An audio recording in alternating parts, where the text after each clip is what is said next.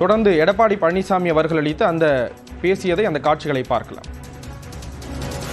ஆட்சி செய்கின்ற பொழுதும் சரி, இப்பொழுதும் சரி, மத்தியிலே இருக்கின்றவர்கள் யாரும் நமக்கு எந்த அச்சுறுத்தலும் கொடுக்கல. நமக்கு நன்மைதான் செய்தார்கள். புரட்சி தலைவி அம்மா மறைவுக்கு பிறகு சில பேர் அந்த கட்சியை கபலீகரம் பண்ண பார்த்தார்கள், ஆட்சி கவிழ்க்க பார்த்தார்கள். அதை காப்பாற்றி கொடுத்தவர்களும் யார் என்று உங்களுக்கு தெரியும். மத்தியிலே இருக்கின்றவர் நமக்கு காப்பாற்றி கொடுத்தார். நன்றி மறப்பது நன்று, நன்று அல்லது அன்றே மறப்பது நன்று. பல ஆண்டுக்கு முன்னாவே, 26 ஆண்டுகளுக்கு முன்னே வள்ளுவன், ஐயன் வள்ளுவன் சொல்லிவிட்டு போயிருக்கார். அப்படி நன்றியோடு நாங்க இருக்கிறோம்.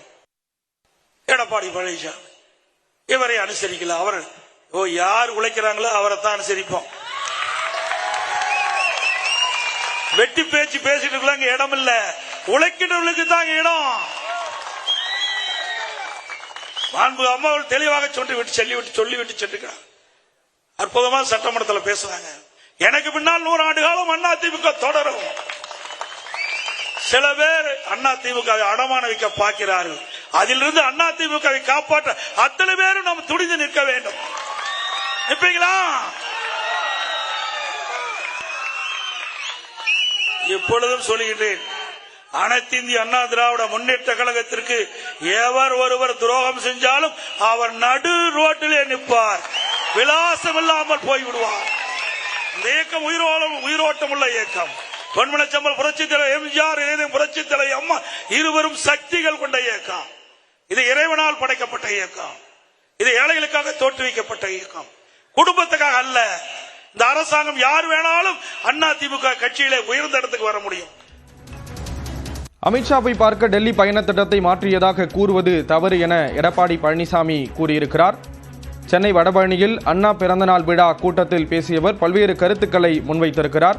ஜெயலலிதாவினுடைய மறைவுக்கு பிறகு கட்சியை கபலீகரம் செய்ய சிலர் நினைத்தார்கள், அதை காப்பாற்றி கொடுத்தவர்கள் மத்தியில் இருக்கக்கூடிய பாஜகவினர் என்ற ஒரு கருத்தை முன்வைத்திருக்கிறார்.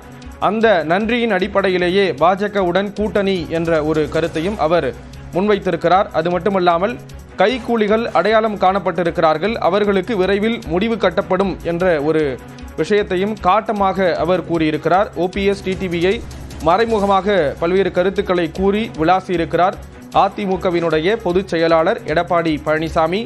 எடப்பாடி பழனிசாமி டெல்லி செல்ல இருப்பது தொடர்பாக பல்வேறு விமர்சனங்கள் முன்வைக்கப்பட்ட நிலையில் பாஜகவுடனான தனது உறவு தொடர்பாக அவர் விளக்கம் அளித்திருக்கிறார்.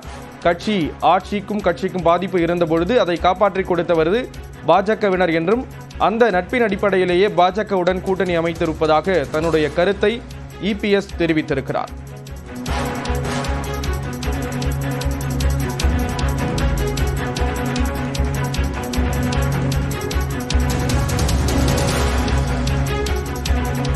கடந்த 10 நாட்களுக்கு முன்பு செய்தியாளர்களை சந்தித்த செங்கோட்டையன் பல்வேறு கெடுகளை விதித்திருந்தார். அதிமுகவை ஒன்றிணைக்க வேண்டும், கட்சியிலிருந்து பிரிந்து சென்றவர்களை ஒன்றிணைக்க வேண்டும் என்றும் அதற்கு 10 நாட்கள் கெடு விதிப்பதாக செங்கோட்டையன் கூறியிருந்தார். அது அதிமுகவுக்குள் சலசலப்பை ஏற்படுத்தி இருந்த நிலையில் செங்கோட்டையனுடைய கட்சி பொறுப்புகள் அவரிடமிருந்து பறிக்கப்பட்டிருந்தன. செங்கோட்டையனுடைய ஆதரவாளர்கள் பலரும் கட்சியிலிருந்து பொறுப்புகளிலிருந்து விலகி இருந்தார்கள்.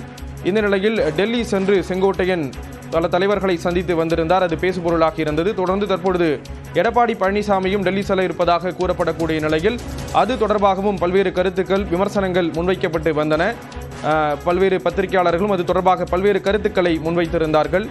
இந்த நிலையில்தான் தன்னுடைய நிலைப்பாட்டை அவர் கூறியிருக்கிறார். பாஜகவுடனான அதிமுகவின் உறவு குறித்த ஒரு விளக்கத்தை அவர் அளித்திருக்கிறார். ஜெயலலிதாவினுடைய மறைவுக்கு பிறகு கட்சியை கபலீகரம் செய்ய பலர் நினைத்தார்கள். அப்பொழுது மத்தியில் ஆட்சியில் இருந்த பாஜக தான் அதை காப்பாற்றியது என்ற ஒரு கருத்தை முன்வைத்திருக்கிறார்.